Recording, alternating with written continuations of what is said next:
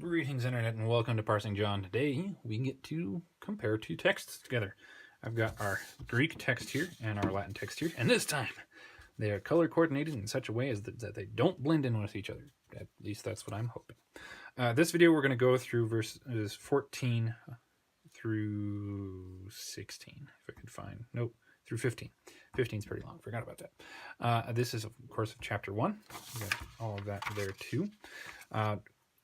Greek text, since it is the older, the original, is going to be the authority here, and the Latin naturally is going to be subordinate to it. So the Latin is the one we're really checking for accuracy compared to our Greek text. Let's get started.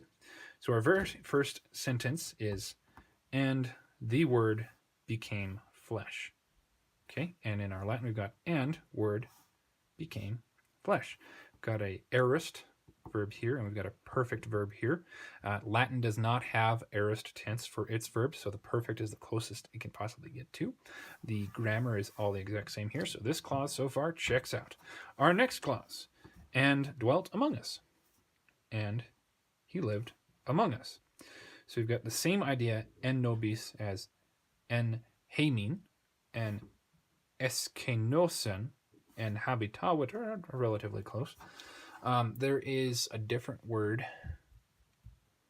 in Greek that could have been used, and that would be, well, a word related to house, but that really means live in a house. So eskenosen, which has something to do with skene,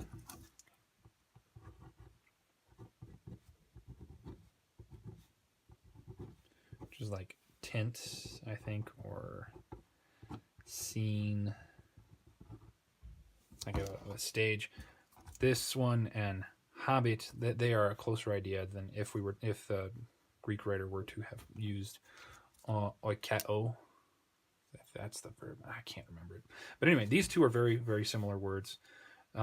This one has a lot to do with like the stage of a play. This one doesn't really, but they're close. They're good words to use as equivalents of each other. All right. And we beheld, and this one is deponent, it is not middle, and we beheld the glory of him, or we beheld his glory. All right? And we saw his glory. All right, so far so good. They match up pretty well. We've got another perfect here, another aorist here, so they are rough equivalents. Moving Greek up. Okay. Glory as of only begotten by or from Father. Okay? Glory, just as of only begotten from the Father. Oh, we don't have an article there, sorry. Okay, so we've got hos and quasi, those are equivalent. Glory, glory, good, good. Only begotten and only begotten, these two are basically the exact same word, except in different languages naturally. From the Father, those two also match. This could, of course, naturally be by, just as par could be by here. So perfect match so far. All right. Start folding the Latin. Okay. Full of grace and truth. And then here in Latin we've got plenum, full of grace and truth. Again, a almost exact match. There's also satis, which the Latin could have used, but plenum and pleiros, those two are phonetically very similar. We got play and play, so they're probably in some way back when actually the same word from the same root at the very least. So good match there. These are both singular and these are both singular. All right, verse number 15. John witnesses about him. Okay, so we've got a present tense verb there. We have John holds a witness, de ipso, about himself. And that's where we come into a problem. Prohibit, it matches the tense, at least, of marturei. So they are both present. We've already seen beforehand that the way that this author is translating it, he's keeping wonderfully consistent. He's taking a direct object with a different verb. So that's fine. That's fine. Our problem is actually de ipso. Here we have about him. And what him? Well, clearly it's going to be talking about that guy. And who's that guy? The word. And we can go all the way back to where word first appears in this chapter. But anyway, ipso, however, is a word that means self. It is not the same as autu. If we wanted to say the equivalent of autu, we would want to say hic, haec, hoc, or is one of those two, as this author has used beforehand in other passages. But here we have himself. This is not the type of himself that is a reflexive. Reflexive being, is that visible? Yeah, that's visible. Say.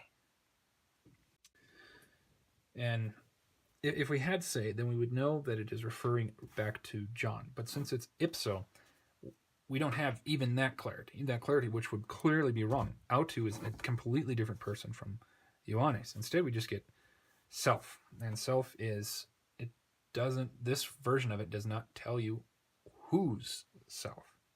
We can definitely read this as Wordbum, but we don't want to. We don't. The context of the way that ipse works, at least as far as I've seen it, actually tells us that ipse should be in reference to John. It's not reflexive, but it's in closest proximity to John, and that, if I recall, is normally how ipse works. So what we have, the clearest translation of what we have here, the most obvious way of translating it would be, and John holds a witness about John himself, which is exactly not what is being said here. There is a way to infer it, if we let the Greek influence, to read this as himself being the word, but it's not an easy thing to do. All right, so that is a definite huge problem. Well, let's move on. And has cried out, saying. All right? And shouts, saying. So we've got a present participle there, present participle there. We've got a present verb of shouting, crying out, and a present verb of, perfect verb of shouting. So we've got perfect tense here, but strangely we have present tense here. So again, it doesn't match. These two are different times, which is not too huge of a deal, but it's weird. So the Latin text is doing very, very poorly right now. Okay, this one was who I said, who I spoke of. All right, and in our Latin here, this one was who I spoke of. So far, so good. Got a close demonstrative, imperfect, accusative,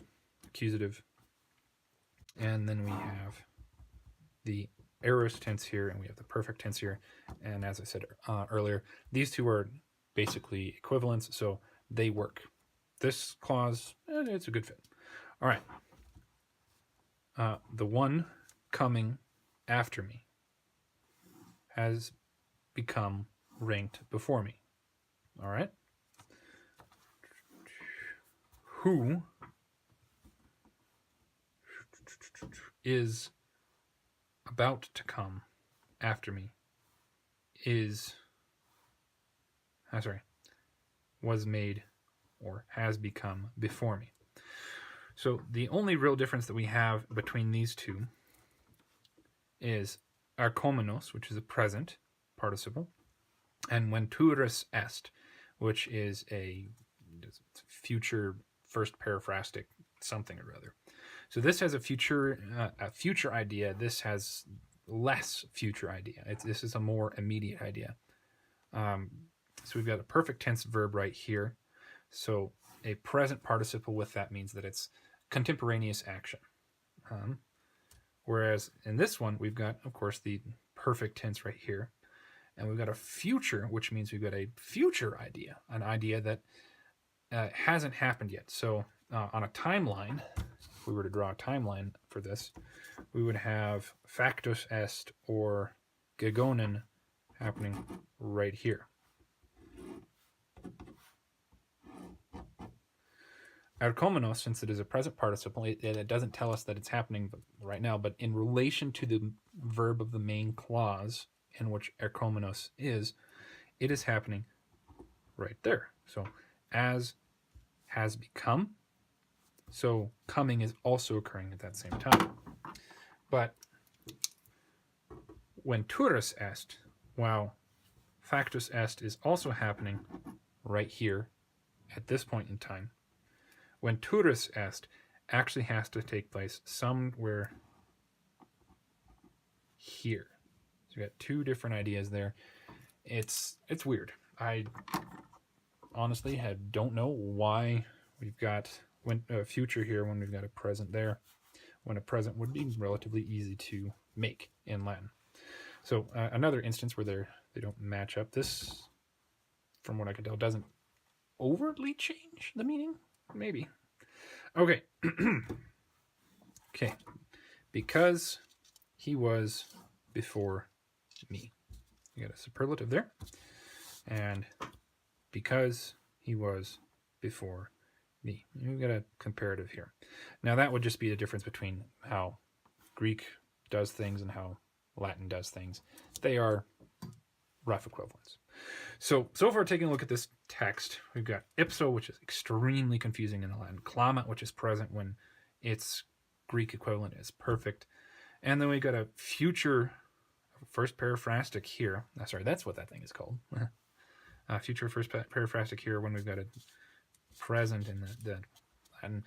So we've got two minor issues in clamat and venturus, and then we've got a pretty major ipso and de ipso. So Latin's not doing so well so far. But here's verse 14 and 15. We're going to take a look at 16 through 18 in our next video. I hope taking a look at this has been illuminating to you, and I hope you all have a good day. Farewell.